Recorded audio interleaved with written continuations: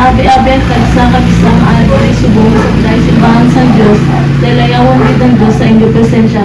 Sa ni Lord na kaunahan ng Lord God, o sa ni Lord, aking Panginoon sa Lord God, sa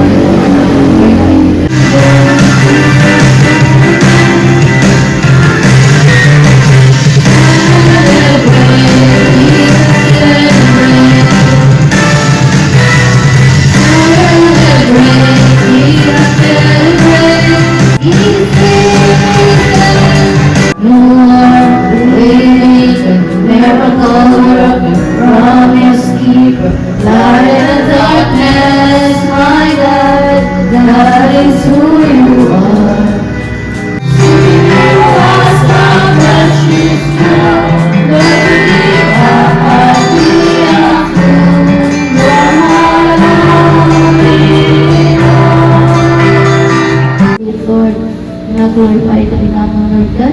In Jesus' name we pray. Amen. Ako namon na nakasalang kami batok sa iyo, sa hunahuna sa pulo kag sa binuhatan.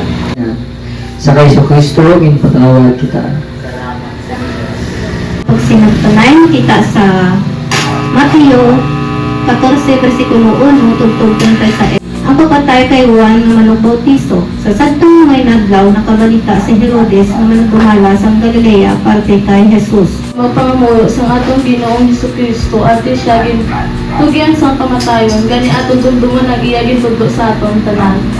Sa pagpamati sa mensahe gikan sa daan ng silatan ni pagdalon ni Deacon Ellen. Ang kamatayon ni Juan Bautista sa presuhan. Si Juan na manong bautiso nagmatutungan sa gihapon sa Dios bisan pa nga nakabutang siya sa kamatayon. So ginpapatay ni Herodes si Juan pagi sa pag-utod sa iya ulo nung pagindala sa dalaga. Gambal dira ang iya mga disipulo nga kun mahimo kuno papulion ng mga tawo kay dulom na kag mangita sa mga sa pagkaon nila. Pero anong siling ni ni Jesus? Apay kagduwa kuno ka isda. Dala sang isa ka disipulo ginkuha ato ni Jesus kagin pampihak-pihak. Nakaigo bala ang tinapay to kag isda sa 5,000 ka tawo na puro lang lalaki. Yes. Din pampihak-pihak niya ini kag nagtangla sa langit kag nangayo sang pasalamat sa iya amay. Nakaigo atong 5 ka tinapay kag 2 ka isda. May nabilin pa no. Tungod na nothing is impossible with God.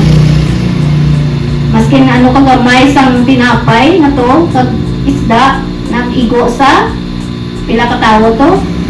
Wala pa nabot ko no ang kabataan nga babae, ang babae kag ang mga bata. May ara pa nga nabilin. May ara bala nga upod ka mo pangamuyo o kung gusto niyo nga isahanon para nga ang pangamuyo nyo sikreto lang kay Jesus sa verse 31. Kajutay sang imong pagtuo nga bala kadua-dua ka. Sang time na ato no, among man ang paguntat sa mabasko nga hangin. Insimba si Jesus sa mga tao dito kang nagsiling sila, matuod gid nga ikaw ang anak sang Dios dira sa verse 33.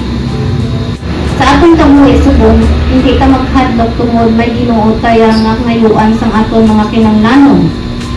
Pero dapat naton man ibalik sa iya ang mga kaayuhan nga ginhatag niya sa aton. Nabutang dira ang mga munyo o kung pray without ceasing.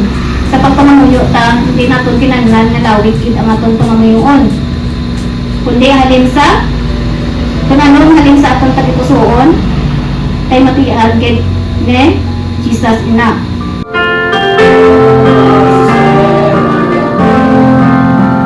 Nga reflection sa nabatian ko kay Deacon Ellen sa pagmambalya. Hindi kita magkahadlok kay may Ginoo kita nga pangayuan sa aton kinahanglan. So need tagig sang faith. Sa kabuhi nimo, abot sa lingon handa ka magtubang sa bisan ano nga mga bagay kontra sa imo. Kung may Diyos ka, ginagaan niya kasang kaalam niya kung paano mo hiluon ang imo adlaw-adlaw ng mga buluhato. Para sa mga sulod nga palangamuyan, kaugalingon, by Julia, ang family Naman sa langit, which is a plan of ours, with God love, strength, wisdom, and happiness. Buhay mo ang kasalanan kami sa ginataw ko at pamilya. Diyos mo ang kagsakad sa kapamilya, ipalayo mo sila sa katulangman. Natagan mo sila sa puso, kabakot, kat magpalangkaanas. Let's pray. Most precious and heavenly Father, Lord, kami subong nagapangayos ng kapatawaran sa sala namon nga nahimo sa imo, Lord. Ikaw gid mo gabuhi sa amon, Lord, especially our nations and Salamat kami sa inyo mga simbahan. Nagtani madamo pa ang mga gamit na naprovide para sa simbahan. Nagtani madamo man ang mga suporta sa simbahan.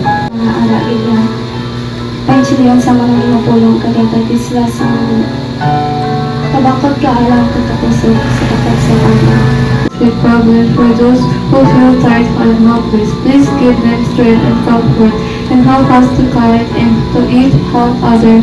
As ang ourselves to God, for Lord, thank you gifts of the ituga mo.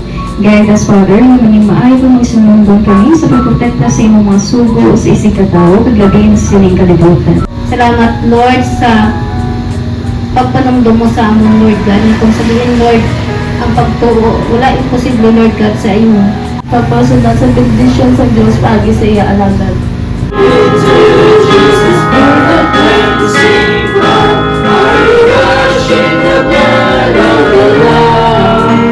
Namon ang inupulong sa adlaw-adlaw. Kabay ang Diyos, magpakamaayos sa inyo. Amen. Amen. Amen.